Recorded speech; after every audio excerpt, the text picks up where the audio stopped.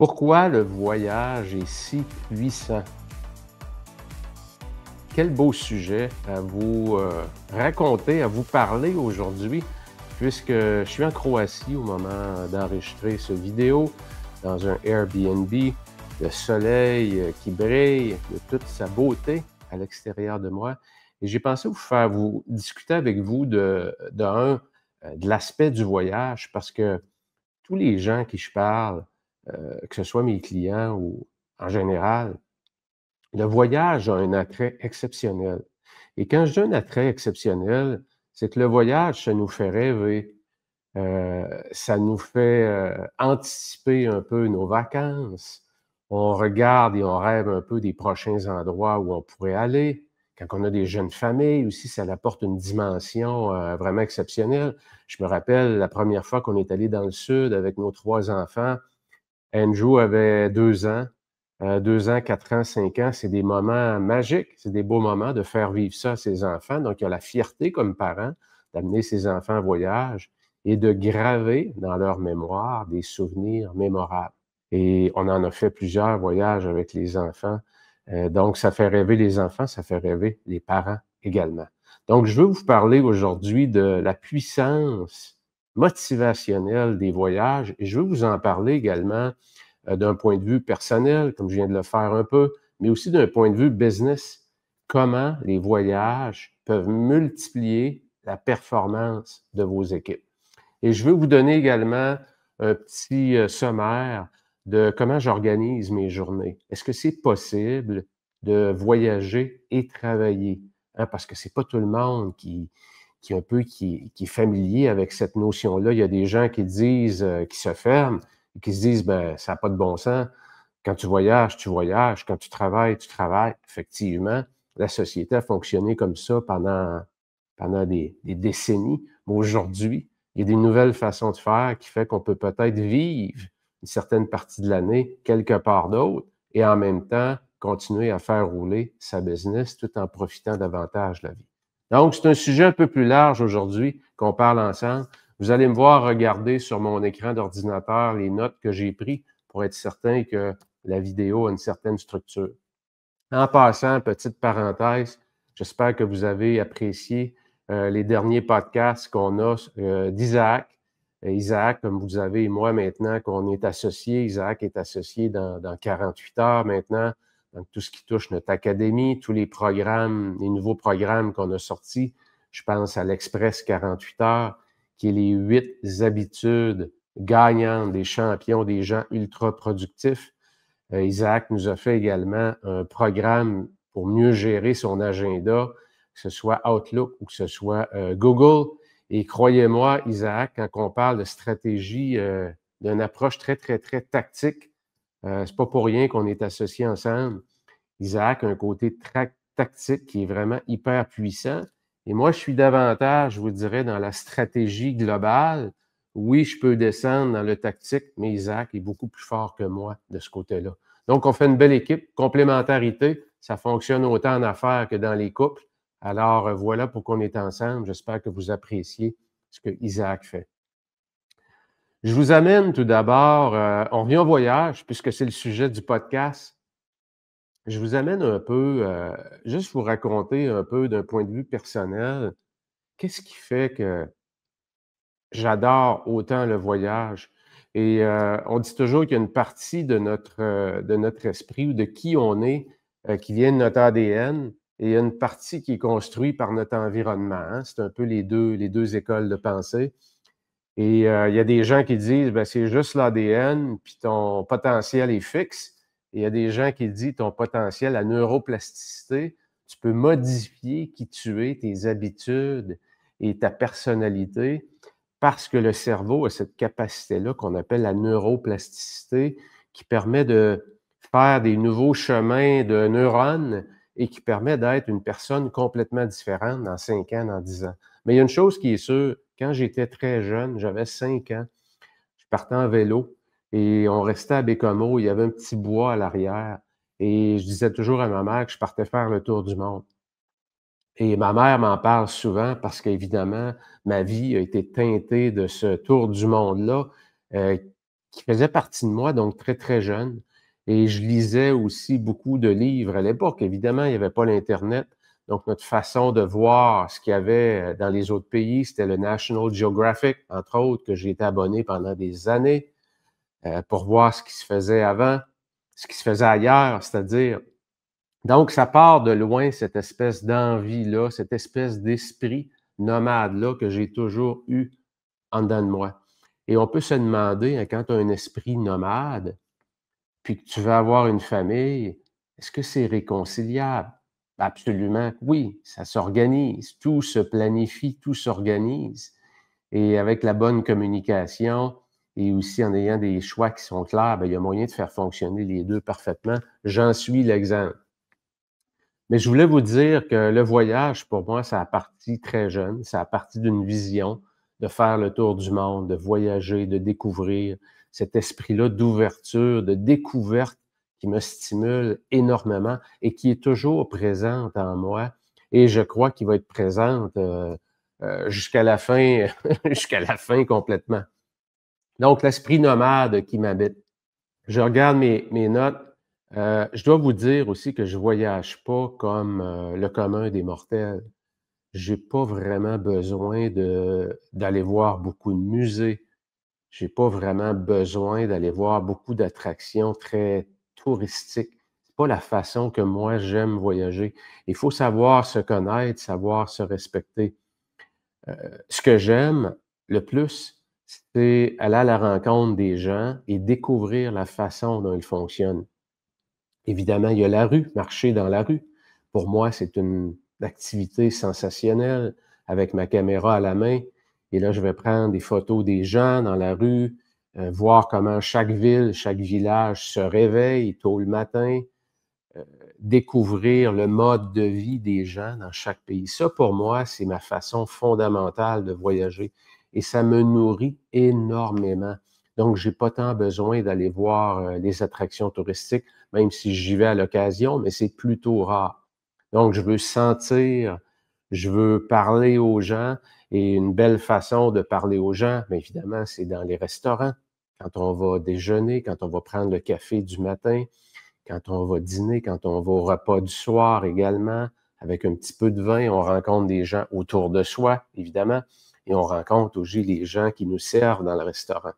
Alors, je me suis fait des amis un peu partout en Europe à cause de cette façon-là de voyager et j'ai bâti une bibliothèque photo, particulièrement noir et blanc, que peut-être un jour je vais mettre en ligne, de gens qui travaillent, qui se promènent ou qui prennent simplement une pause sur un banc, heu, dans leur ville, dans leur village. Et j'adore engager les personnes peut-être un peu plus âgées, parce que je pense que les gens le parlent moins et ils sont toujours plus ouverts aussi à la découverte, à découvrir. Donc voilà en gros, ce que je fais et je dis toujours que 1980, ça a été l'année 88, je suis parti en voyage autour du monde pendant 1 an, imaginez, 10 mois pour être précis. À l'époque, il n'y avait pas d'internet, mais il y avait déjà un esprit entrepreneur en moi puisque je m'étais fait commanditer, j'avais monté un budget pour partir 1 an avec mon sac à dos, coucher dans les auberges de jeunesse. J'avais ma tente également et à l'occasion, je couchais dans des beaux hôtels parce que j'avais besoin de me reposer. Quand tu voyages avec un budget plus réduit, des fois, tu couches dans des endroits où le repos est moins bon. Le sommeil est moins récupérateur. Donc, à l'occasion, je couchais dans des bons hôtels pour, me refaire une santé, comme on dit. Et j'ai parcouru le tour du monde en 10 mois. J'ai fait une trentaine de pays. Voyage fantastique. Donc, vous voyez que ça part de loin, tout ça. Je veux vous parler un petit peu, bon, comment le voyage motive, évidemment, mais je veux venir, tout d'abord vous dire comment j'organise. Quand on voyage et on travaille en même temps, il faut tenir compte il y a un aspect mindset qui est vraiment, vraiment important. Comment qu'on se prépare mentalement à vivre ça, parce que c'est spécial. Comment est-ce qu'on gère son horaire également? Et aussi, au niveau technique, qu'est-ce qu'on amène? Qu'est-ce qui doit absolument qu'est-ce qui est non négociable? Je veux vous parler rapidement de ces 3 aspects-là. Le côté mindset en premier. Et quand je dis le côté mindset, c'est qu'il y a des choses qu'il ne faut pas négliger pour garder sa concentration, parce qu'on veut apprécier le moment présent du voyage, mais on veut aussi continuer à être productif. Et parfois, les 2 sont difficiles à réconcilier, parce que quand on voyage, qu'est-ce qui se passe? On est excité, on veut découvrir, on n'a pas le goût de travailler. Hein, quand on arrive dans certains endroits, je me rappelle la première fois que j'ai été à Lisbonne, je me suis pris une semaine au complet sans travailler. Pourquoi? Parce que j'étais trop excité. J'avais tellement entendu parler de cette ville-là, comment est-ce qu'elle était magnifique, que je me suis dit: «Je vais prendre une semaine». De un, tu dois t'habituer au décalage horaire. Ça a un impact sur ton mindset. Tu as de la difficulté à te concentrer, tu dors moins bien, les heures de repas s'ajuster. Donc, on dit toujours de mettre, une journée, pour s'habituer au décalage horaire, une journée par heure de décalage, 6 heures de décalage, 6 jours, grosso modo, une semaine. Vous allez dire: «Ouais, c'est beaucoup plus rapide que ça».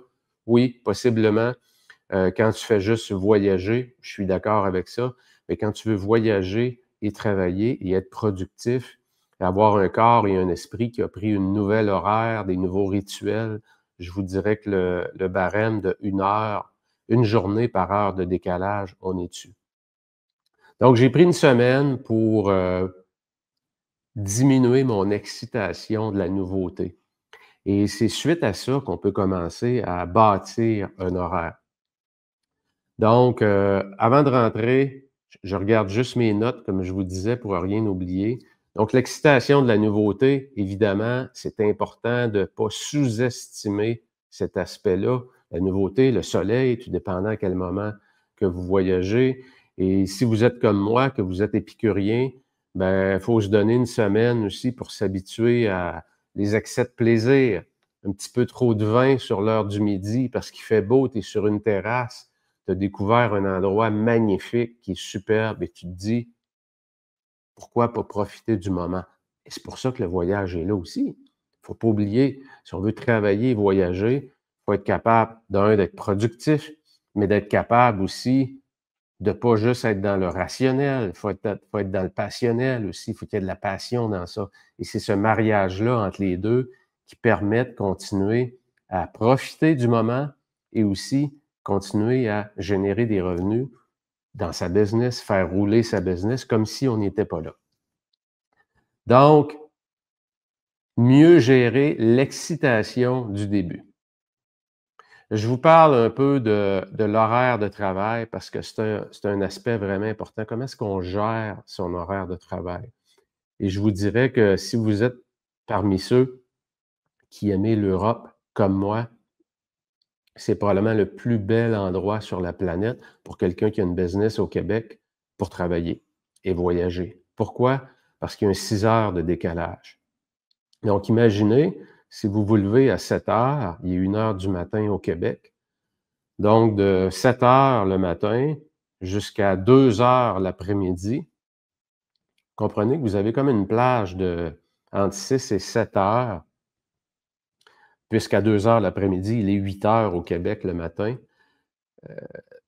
C'est comme si vous prenez de l'avance tout le temps sur la business au Québec. C'est vraiment un feeling incroyable parce que tu te lèves, tu as pas comme au Québec cette espèce de bon, ça part, la journée est partie, l'espèce d'esprit où on doit enclencher rapidement, mettre la machine en marche rapidement, axer un peu sur la vitesse, même si on a des bons rituels d'entrée au travail, de sortie de la maison, d'entrée au travail, démarrer sa journée, tout ça. Il reste qu'on a un sentiment vraiment qu'on a beaucoup d'heures devant soi pour être productif. Et qu'est-ce que ça fait ça? Bien, ça permet vraiment d'allier le plaisir, donc de mieux gérer l'excitation, le plaisir et d'être productif. Alors, rapidement, comment se passent mes journées quand je voyage? Le lever est autour de 7 heures environ, quand j'ai pris mon rythme, me faire un petit café et puis qu'est-ce que je fais après? Ben, je m'en vais marcher dans les rues avec mon appareil photo, je m'en vais découvrir la ville, voir comment les gens se lèvent, sentir le boulanger qui a mis toute sa cuisine en marche, voir la ville qui se réveille doucement. Et je pense que vous le savez, pour ceux qui sont venus en Europe, les horaires de travail en Europe sont un peu plus tard qu'au Québec. Donc, les endroits le matin où ils servent des déjeuners, il n'y en a pas beaucoup. C'est pas comme au Québec, là. Le déjeuner dans les restaurants, c'est pas une activité ici. C'est prendre le café, un petit croissant, quelque chose de très basique, comme on dit.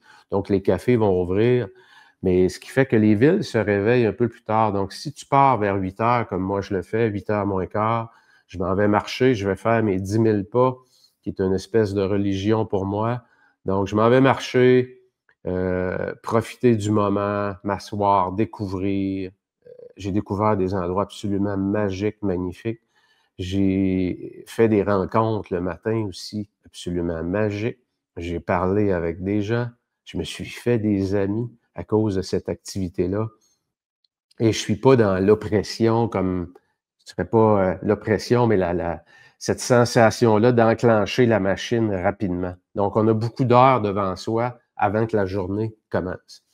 Je reviens en général dans mon Airbnb, puisque la plupart du temps, quand je voyage, je demeure dans les Airbnb. C'est un endroit où je mets un peu plus d'argent parce que je veux être comme à la maison. J'aime être dans des beaux endroits, des endroits qui ont une belle vue, des endroits où on est bien situé. Donc, ça nécessite parfois un peu plus d'investissement, mais c'est pas un endroit où je suis prêt à couper parce que c'est comme mon camp de base, ça devient mon quartier général. Donc, je reviens et là, je vais m'installer, puis je vais avoir une session de travail qui va durer environ 2-3 heures de travail, qui va être suivie par un repas plutôt léger, et par après, mais comme le 2 heures l'après-midi arrive, de 2 heures, je vous dirais, jusqu'à environ 6 heures, parfois 7 heures. Donc, j'ai un bloc de 4-5 heures où j'ai mes rencontres. Et toutes mes rencontres vont être cédulées. Rarement, j'essaie d'éviter vraiment coller, comme on dit, back-à-back, mais ça arrive à l'occasion que je l'ai. Donc, j'essaie d'avoir un 10-15 minutes si on peut dire, d'espace entre chacune des rencontres. Et ça va m'amener vers 7 heures et ma journée se termine. Je suis extrêmement content, satisfait. Je vais faire mon rituel de fermeture de journée où je vais préparer la journée du lendemain.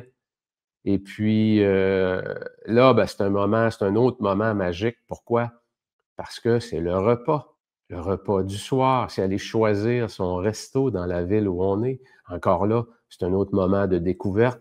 Et vous le savez, les villes en Europe, à partir de 7 heures environ, 6 heures et 10 heures, tout dépendant du pays. Si on va en Espagne, c'est plus tard que ça. Mais entre 6 heures et 10 heures, la ville a une autre vitesse, le village a une autre vitesse. Les gens socialisent beaucoup, beaucoup dans les cafés, dans les apéros. C'est rempli partout, donc c'est des beaux moments pour faire de la photo, beaux moments aussi pour rencontrer des gens. Donc pour moi, c'est un autre moment magique. Donc c'est de cette façon-là que j'organise mes journées. Et comme vous pouvez voir, il y a du plaisir dans les deux extrémités. Il y a de la production en milieu de journée. Donc, c'est pour ça que je vous dis que l'horaire du Québec, avec le décalage horaire de l'Europe, magique, les amis, c'est magnifique.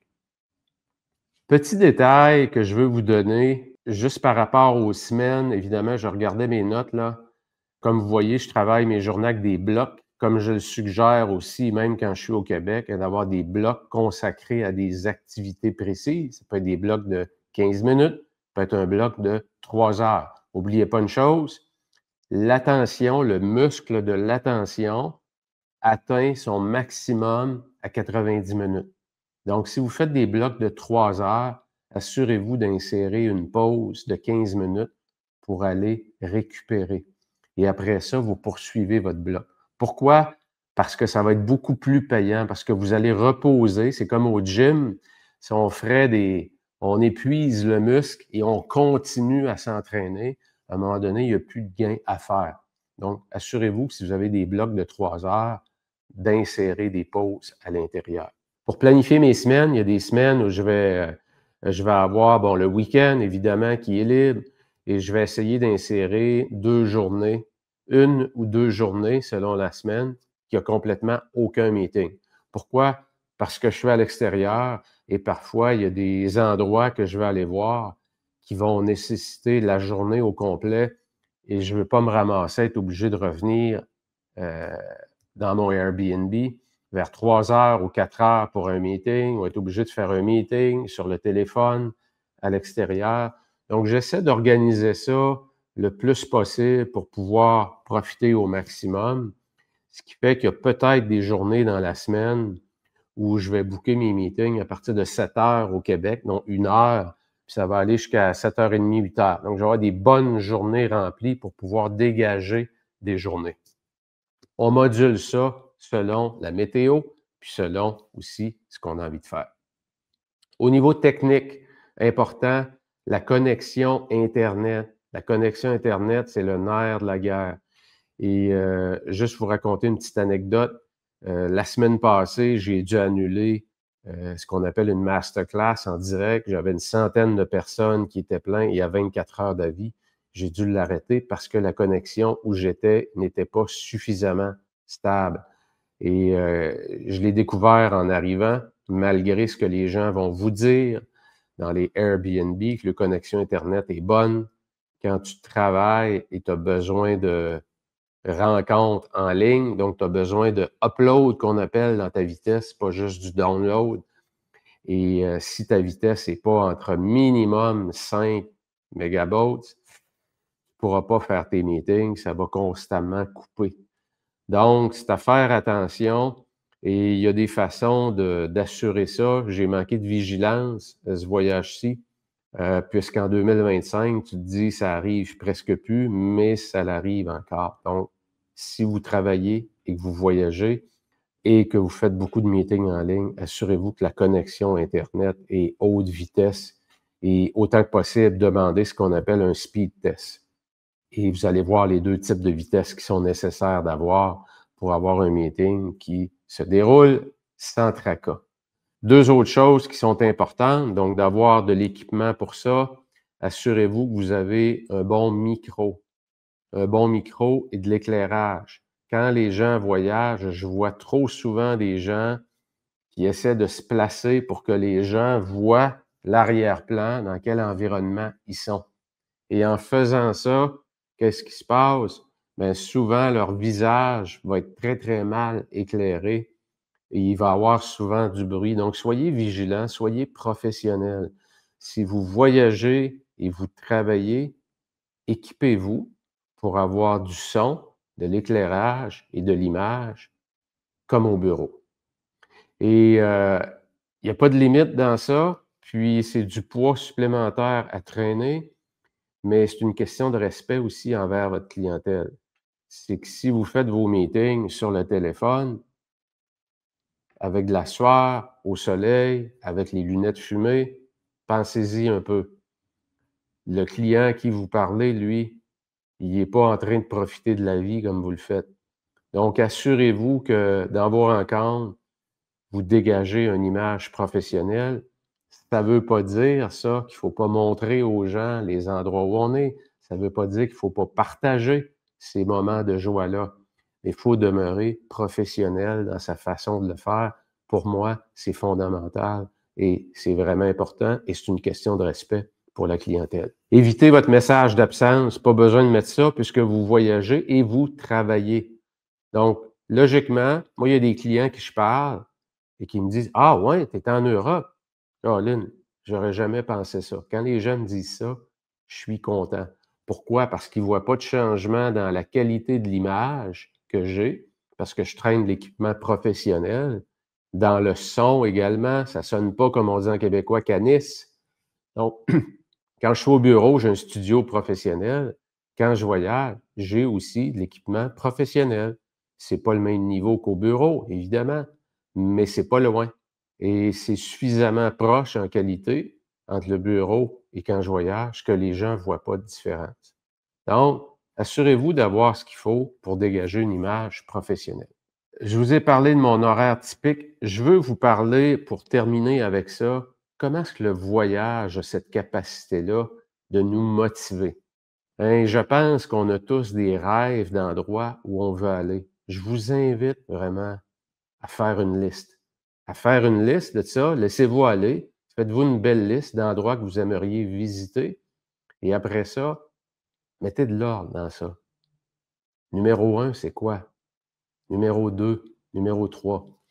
Écoutez, je suis allé ce voyage-ci en Slovénie, dans un endroit, je vous dirais que ça fait partie du top 3 des endroits, et j'ai une soixantaine de pays de visiter, là.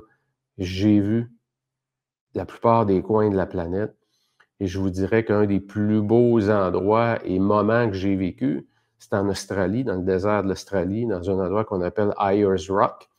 Tu montes la grosse roche et tu vois le coucher de soleil sur le dessus de la roche. C'est magique, mais il y a quelque chose de spirituel qui est phénoménal à cet endroit-là. Et l'autre endroit que j'ai visité, qui est en Slovénie, que je viens de visiter, qui sont les caves de Postojna. Je n'ai jamais vu de toute ma vie quelque chose d'aussi spectaculaire. Quelque chose que j'ai de la difficulté vraiment à comprendre. Comment la nature peut prendre autant d'années et que ça reste intact. J'ai quelques images vidéo que j'espère que Raph va vous inclure dans ce podcast-là, qui sont, écoutez, c'est hors norme. C'est hors norme, mais ce qui est vraiment hors norme, c'est que pour 1 pouce de stalactite, excusez, pour 1 millimètre de stalactite, donc les espèces de les grands glaçons, si on peut dire, calcaires, qui se dégagent de ces caves-là, qui sont immenses, immenses, immenses, ça prend 10 ans à faire. Donc, c'est ce côté-là que j'ai de la difficulté à concevoir. Ça a pris des millions et des millions d'années.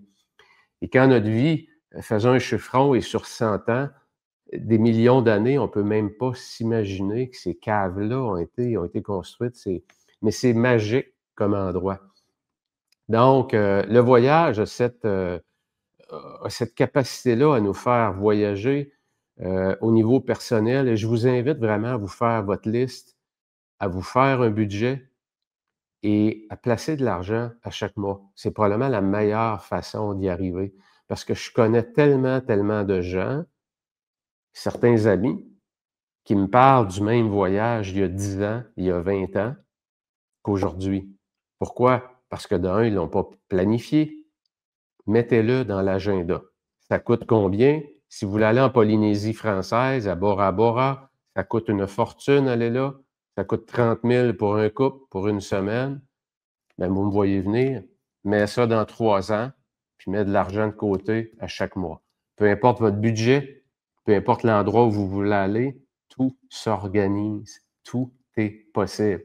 Et sincèrement, pour tous les budgets, parce qu'aujourd'hui, il y a des façons de voyager pour toutes les bourses. De ceux qui sont multimillionnaires à ceux qui n'ont vraiment pas beaucoup les moyens, mais qui sont beaucoup mieux organisés et planifiés que ceux qui ont bien de l'argent, parce qu'ils n'ont pas ce luxe-là de prendre l'argent puis de décider à 2 semaines d'avis, je m'en vais à tel endroit. Donc, faites-vous votre liste, permettez-vous de rêver, mais surtout, planifiez le tout. L'autre chose que je veux vous parler, c'est d'un point de vue business, et je termine avec ça. J'ai fait plusieurs concours dans ma carrière avec des voyages et j'attribue, je crois, une grande partie des résultats exceptionnels qu'on a accomplis. Je pense que je vous l'ai déjà raconté, on était pendant 5 ans les entreprises que je gérais parmi les 100 meilleurs employeurs au Canada. Ça prend des équipes excessivement mobilisées et c'est beaucoup, beaucoup de travail à travailler son humilité, à être très, très, très vigilant sur son ego. Parce que quand tu veux être sur les meilleurs employeurs au Canada, tu es obligé de faire quoi? Tu es obligé de faire quelque chose que peu de gens veulent faire, c'est écouter le feedback des gens frontline, des gens qui font le travail, qui font rouler la business. Et c'est eux autres qui savent ce qui va bien, c'est eux autres qui savent ce qui va pas bien, et c'est eux autres qui vont dire si l'équipe de direction fait un bon travail ou pas. Et il y en a plusieurs qui veulent pas l'entendre. Donc, c'est un gros, gros travail d'humilité. Il faut s'assurer qu'en haut, si vous êtes le chef d'orchestre qui gère tout ça, il faut que vous soyez très bon à coacher votre équipe de direction pour les amener à aller dans l'humilité et dans l'écoute, pour s'améliorer eux-mêmes, pour faire vivre une meilleure expérience à leurs clients. Et leurs clients, c'est leurs employés. Et les employés frontline, leurs clients, ben, c'est ceux qui ramènent l'argent dans la business. Donc, j'ai gagné, écoutez, j'attribue, comme je vous disais, énormément de succès qu'on a gagné à cause de voyages. Je me rappelle un voyage que j'ai fait tirer avec l'équipe de vente dans le sud, avec conjointes invités. Et évidemment, assurez-vous qu'au niveau fiscal, c'est bien ficelé, comme on dit, tout ça, puisqu'il y a des avantages imposables. Il y a des façons de pas pénaliser votre équipe en restant tout à fait légal au niveau fiscal. Mais je vous invite à ne pas prendre la route d'essayer de faire de l'évasion fiscale avec ça. Si vous avez les moyens de motiver vos troupes avec des voyages, vous avez les moyens de rester légal à l'intérieur des normes fiscales. Bien important, parce que j'en entends souvent qui disent « Bah, moi, je les ai organisé ça. Allez pas, prenez pas cette route-là. » Mais exploitez les voyages comme source de motivation.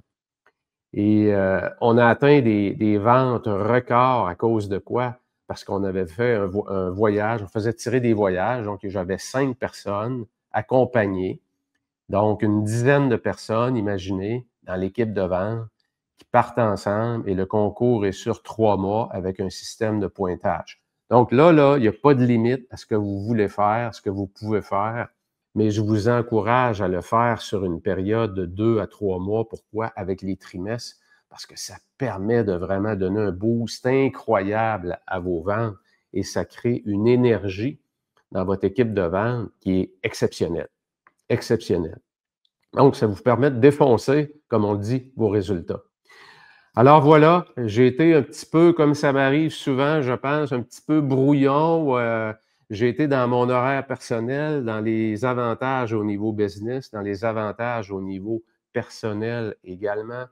Mais je vous encourage à mettre le voyage au centre de vos préoccupations, au centre de vos priorités. Parce que, comme je le disais, autant d'un point de vue personnel, d'un point de vue du couple, de la famille, que d'un point de vue business, professionnel, ça a une capacité à nous motiver qui est hors pair et ça a une capacité à apporter de la joie, du bonheur, une vie beaucoup plus riche parce qu'on découvre aussi des nouvelles cultures. Ça remet en perspective nos problèmes. À toutes les fois que je suis revenu de voyage, j'ai toujours trouvé que les problèmes que j'avais avant de partir étaient beaucoup moins gros quand je suis revenu. Pourquoi? Parce que ça m'a donné de la perspective sur ma réalité à moi. Et sans vous dire que j'ai maintenant des amis à peu près aux 4 coins de la planète. Pourquoi? La plupart, je les ai rencontrés. Je suis devenu ami avec des restaurateurs parce que je m'installe dans une ville, 2 semaines, je vais dans un restaurant, j'adore ça. Il y en a un que j'y retourne régulièrement. Et quand tu deviens régulier et que tu donnes du bon pourboire, je vous donnerai ce truc-là à un moment donné, comment créer des amitiés exceptionnelles avec les restaurateurs en voyageant. Mes amis, je vous salue. J'espère que je vous ai communiqué cette passion-là qui m'habite encore du voyage. Et j'espère aussi que j'ai réveillé en vous votre capacité à rêver, à avoir une vision qui est beaucoup plus claire, le mettre sur papier, la portion vision du voyage, la mettre sur papier, la classer, et lui donner de l'amour et y attacher tout de suite un budget. Et soyez intraitable sur votre façon de gérer ce budget-là, comme on le fait souvent à tous les mois ou à toutes les semaines pour mettre de l'argent de côté dans nos REER. Salut tout le monde! On se revoit très bientôt. Ciao!